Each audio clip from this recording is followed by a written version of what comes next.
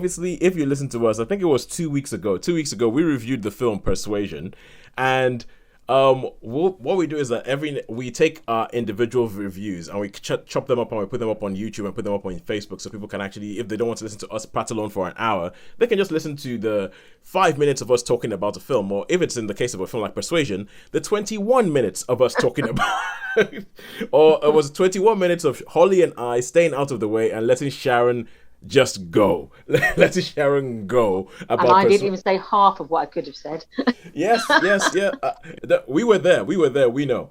But so obviously, whenever anybody gets in touch with us, we like to actually sort of say thank you for getting in touch with us. You've actually given us some love, so we're going to give you some back, and we're just going to sort of read out what it is you say. So you guys get ready and get comfortable, because there is a whole bunch of correspondence that we have received based off of Sharon's review of Persuasion. Now, Sharon, I think I'm going to have to dub you the queen of YouTube, because I was looking at our YouTube channel since we started it, and looking at obviously we have a small YouTube channel. It's not that much loved. It's not that much. It's not like I think we've peaked at 20 subscribers, and one of them left. That's the kind of thing we're talking about. We peaked, and then one of them left. So I think we were at 19. I think we might be back up to 20, but I don't know. That's not why we do this. We do this because we can prattle on about films.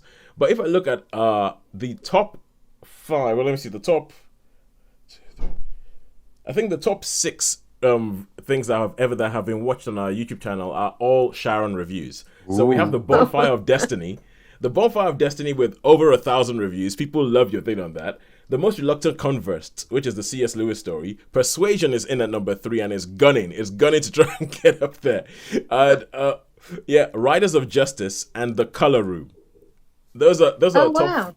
Yeah, those are top 5. And Sharon, these are all people who want to hear what it is you have to say. Either that or you have just cracked the algorithm and you figured this whole thing out. But on Persuasion, we have had quite a few people get in touch with us. I have gotten in touch. I have replied to them and told them that we would read out their comments today. And we'll kick off with A. Hansen, who just simply says, "Great rant. Could not agree more." Yes, that's all he says. Great. I say he. I don't know whether the person is a man or woman. That's all they say.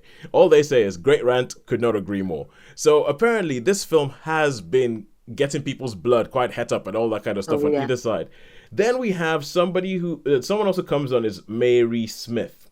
I think Mary Smith was the next person to come on, and Mary Smith said, "One service performed by this adaptation of Persuasion is that it authoritatively sets the bar for how far an Austen adaptation can go in missing the mark.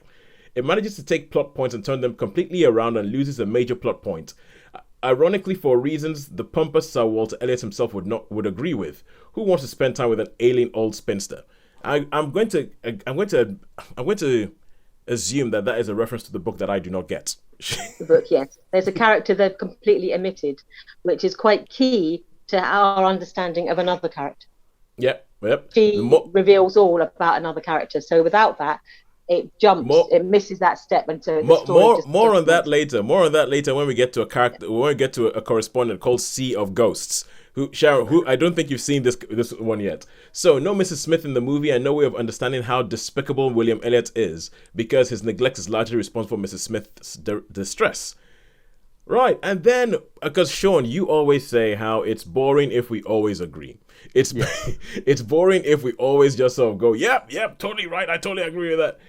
This is someone called Logan Mackenzie Frost, who says, "I have watched this film 5 times, and it's my first and now absolute favorite adaptation, as I think it captured Anne the way I thought Anne was in the book. I am considered shy and quiet, and at times I am ignored by my family, and so I react just like Anne did. I also have had that kind of unrequited crush love with a boy, and the both of us don't really communicate well when we are together.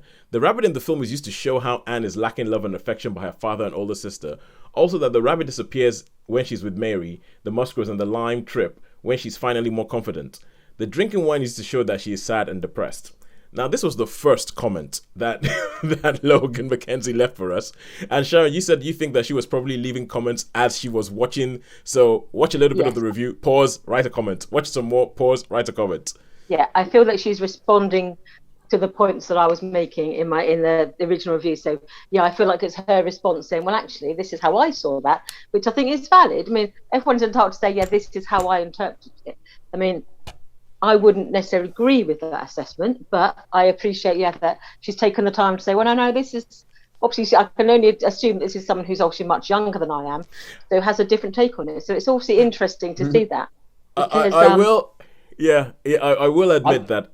I will admit that I was wondering what part age plays in this, because when she wrote, I was like, I think she might be younger. I do not know, but I was like, I think, and it would be interesting to find out whether age plays whether it tells you who they were trying to make this film for. Maybe younger people are like, yep, I get this. This makes a lot more sense to me. This is totally me. Whereas I looked at it and went, no. Yeah.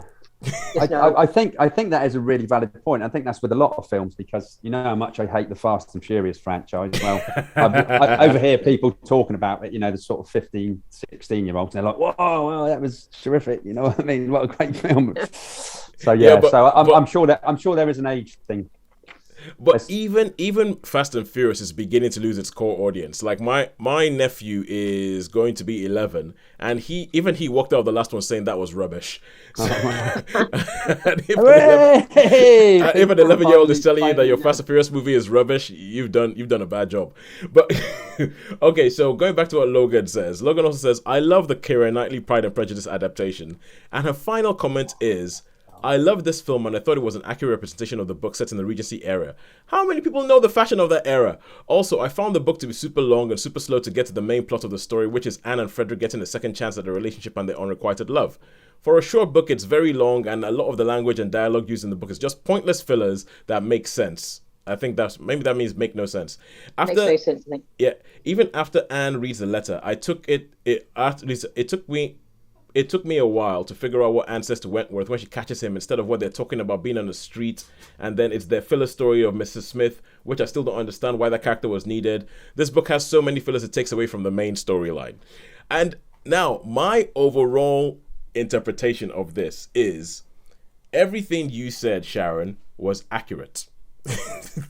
everything you said was accurate, but all the things that you didn't like are the reasons why Logan liked this. Yeah, we've lost. I think it's interesting. I know. Completely opposing views. Yeah, it's like sorry, what was that, Sharon? It's interesting to see that almost a completely opposing view, because obviously I see it interpreting it as someone who has the book as the primary source and it's like almost a sacred text. And so if someone didn't particularly like the book and they thought, I can't say that I would describe anything that Jane Austen wrote as filler particularly. Yeah. Especially when it's more nuanced. But I can understand if you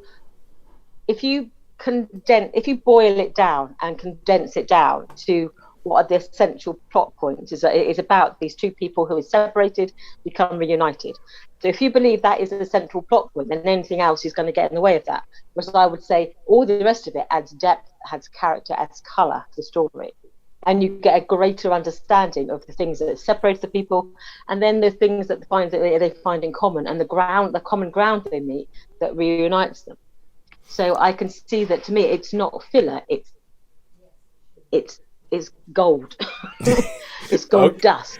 Whereas if you thought that's just get on with the story, then I could see how you would want it to be slightly more direct and to the point. But I can't agree that there's any word written by Jane Austen. And as Sean says, it would be boring if we all totally agreed. It would be boring if we all totally agreed. But the final person who has commented on this, and Sharon, just heads up, I think you're going to like this one. The final person has commented on this, and this is someone called Sea of Ghosts. Their name on YouTube is Sea of Ghosts, and they replied to Logan's last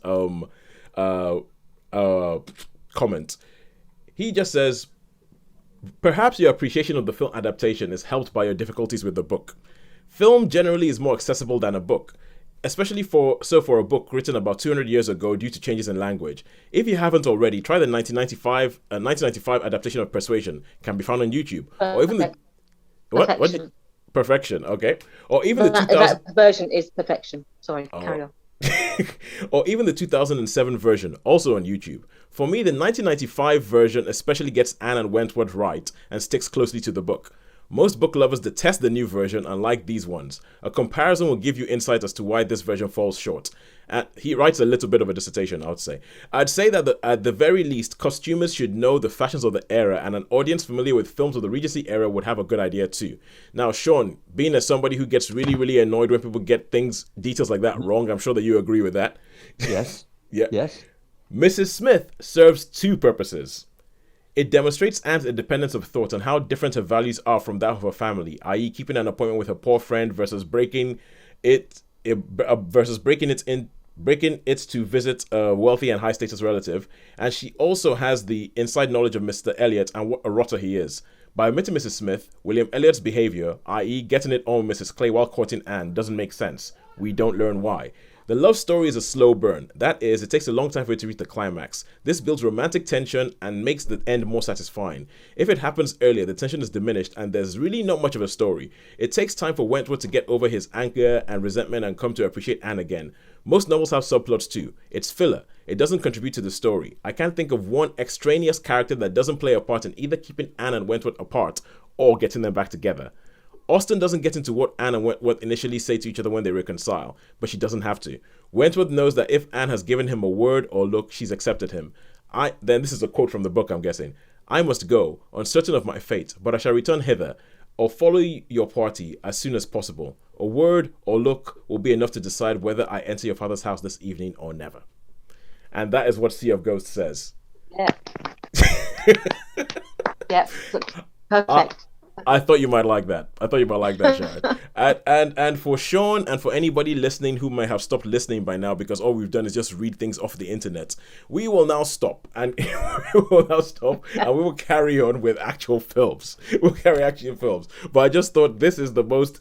I just thought it was really, really funny that the most interaction we've received from any listeners is on this thing of Persuasion that the internet seems to be going mad about, with most people going, "Oh my God, burn it!" But I just thought that was funny. But now let's get on to films that we have seen this week. So